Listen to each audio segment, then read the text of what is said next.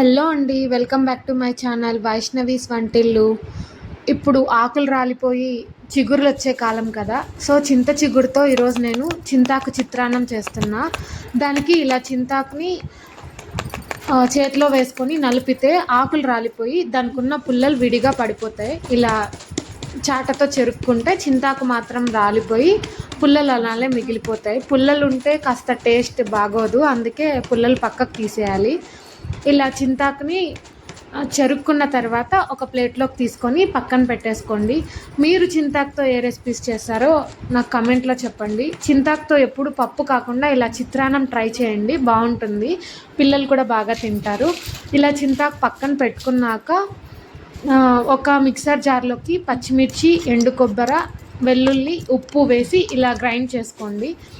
అది పక్కన పెట్టుకోండి. ఒక బాండ్లీ పెట్టి అందులో ఆయిల్ వేసి ఆవాలు వేయండి. ఆవాలు చిట్టపట్లాడిన తర్వాత అందులోకి పల్లీలు వేసి కాస్త వేగనివ్వండి. పల్లీలు కాస్త వేగాక అందులోకి పోపు దినుసులు వేయండి. అవి కాస్త వేగిన తర్వాత కరివేపాకు, కొత్తిమీర ఉంటే వేసుకోండి.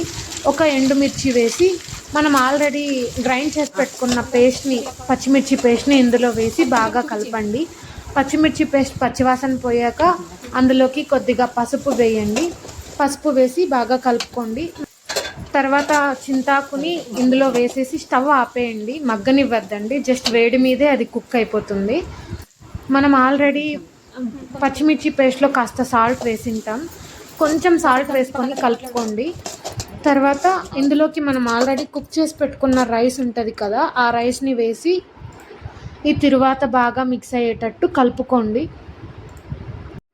ఎప్పుడు మామూలు లెమన్ రైస్ తిని బోర్ కొట్టేటప్పుడు ఇలా చింత చిగురు కాలంలో చింత చిగురు వచ్చినప్పుడు చింత చిగురుతో ఇలా చిత్రాన్నం చేసుకుంటే చాలా టేస్టీగా ఉంటుంది.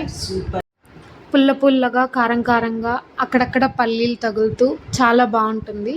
ఒకసారి మీరు ట్రై చేయండి. ఇలా బాగా కలుపుకున్న తర్వాత ప్లేట్లోకి పెట్టుకొని పాపడ్తో కానీ వడియాలతో కానీ సర్వ్ చేసుకుంటే ఈ చింతాకు చిత్రాన్నం చాలా బాగుంటుంది. ఈ వీడియో మీకు నచ్చితే లైక్ చేయండి, షేర్ చేయండి అండ్ సబ్స్క్రైబ్ చేయండి. ఒకవేళ మీకు ఈ రెసిపీ ముందే తెలిసినట్లయితే మీ ప్రాసెస్ ఏంటో కమెంట్ చేయండి. Please do subscribe my channel.